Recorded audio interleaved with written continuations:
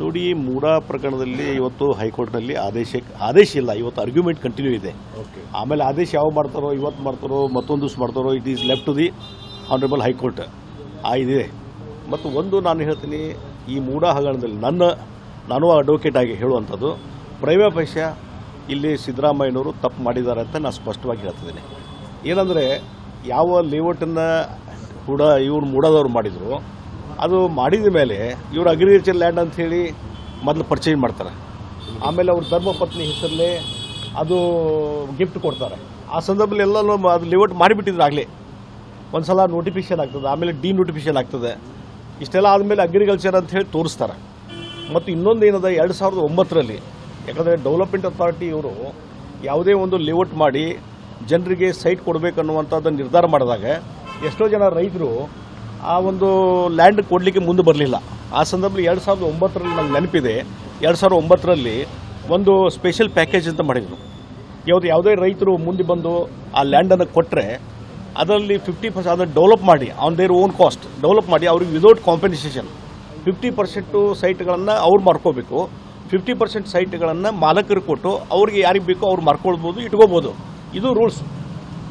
ಮತ್ತು ಆದರೆ ಒಂದೇ ಒಂದು ಆ ರೂಲ್ಸಲ್ಲಿ ಇರುವಂಥ ಕಂಡೀಷನು, ಯಾವ ಲ್ಯಾಂಡನ್ನು ಅವರು ಲೇಔಟ್ ಮಾಡಿರ್ತಾರೆ ಅದೇ ಲ್ಯಾಂಡಲ್ಲಿ ಸೈಟ್ ಕೊಡಬೇಕು 50%. ಇಲ್ಲಿಗೆ ಸಿದ್ದರಾಮಯ್ಯವ್ರದ್ದು 3 ಎಕರೆ ಜಮೀನದ, ಆ 3 ಎಕರೆ ಜಮೀನದಲ್ಲೇ 50% ಸೈಟ್ಗಳನ್ನು ತೆಗೆದುಕೊಂಡಿದ್ರೆ ಇವತ್ತು ನಾವು ಯಾರೂ ಕ್ವಶನ್ ಮಾಡಲಿಕ್ಕೆ ಆಗ್ತಾನೆ ಇರಲಿಲ್ಲ. It is against the rules.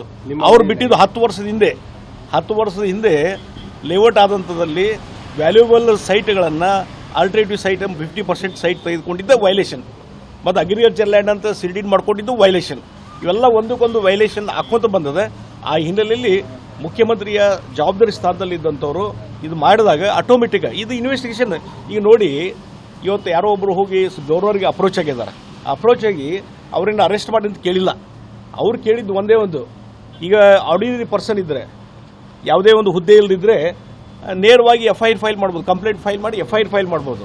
ಆದರೆ ಇವತ್ತು ಸಿದ್ದರಾಮಯ್ಯವರು ಮುಖ್ಯಮಂತ್ರಿ ಸ್ಥಾನದಲ್ಲಿರೋದ್ರಿಂದ, ಸಂವಿಧಾನಕ್ಕೆ ಹುದ್ದೆಯಲ್ಲಿರೋದ್ರಿಂದ ಇವತ್ತು ಗವರ್ನರ್ನ ಒಂದು ಒಪ್ಪಿಗೆ ಪ್ರಾಸಿಕ್ಯೂಷನ್ ಬೇಕಾಗ್ತದೆ ಇನ್ವೆಸ್ಟಿಗೇಷನ್ ಮಾಡಲಿಕ್ಕೆ.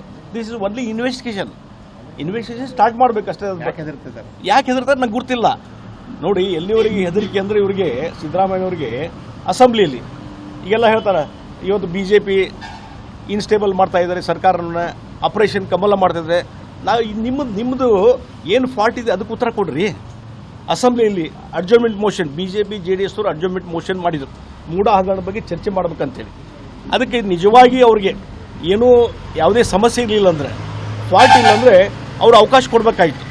ಅಲ್ಲಿ ಅಸೆಂಬ್ಲಿಯಲ್ಲಿ ರಿಪ್ಲೈ ಕೊಡ್ಬೋದಾಗಿತ್ತು. ಆದರೆ ಸ್ಪೀಕರ್ ಮುಖಾಂತರ ಅದನ್ನು ರಿಜೆಕ್ಟ್ ಮಾಡಿಸಿದರು. ರಿಜೆಕ್ಟ್ ಮಾಡಿಸಿ ಪಲಾಯನವಾದ ಮಾಡಿ ಇದು ವಿಧಾನಸಭೆಯನ್ನು ಸೆನೆಟ್ಗೆ ಅರ್ಜೆಂಟ್ ಮಾಡಿದರು. ನೆಕ್ಸ್ಟ್ ಡೇ ಪತ್ರಿಕಾಗೋಷ್ಠಿ ಕರೆದು ಅಲ್ಲಿ ಅಸೆಂಬ್ಲಿಯಲ್ಲಿ ಏನು ಉತ್ತರ ಕೊಡಬೇಕಾಗಿತ್ತಲ್ಲ, ಆ ಉತ್ತರವನ್ನು ಪತ್ರಿಕಾಗೋಷ್ಠಿ ಮುಖಾಂತರ ಅವರು ಉತ್ತರ ಕೊಡ್ತಾರೆ. ಅಷ್ಟೇ ಅಲ್ಲ, ಅಲ್ಲಿ ಪತ್ರಿಕಾಗೋಷ್ಠಿಯಲ್ಲಿ ಆದಂಥ ವಿಚಾರಗಳನ್ನು ಮರುದಿವಸ ಪತ್ರಿಕೆಯಲ್ಲಿ ಜಾಹೀರಾತು ಮುಖಾಂತರ ಅದನ್ನು ಪಬ್ಲಿಷ್ ಮಾಡಿಸ್ತಾರೆ. ಆ ಪರಿಸ್ಥಿತಿ ಬಂದಂದರೆ ಯಾವ ರೀತಿ ಇವತ್ತು ಆ ಕೇಸ್ನಲ್ಲಿ ಇವರು ಡಿಫಾಲ್ಟ್ ಆಗ್ಯಾರ.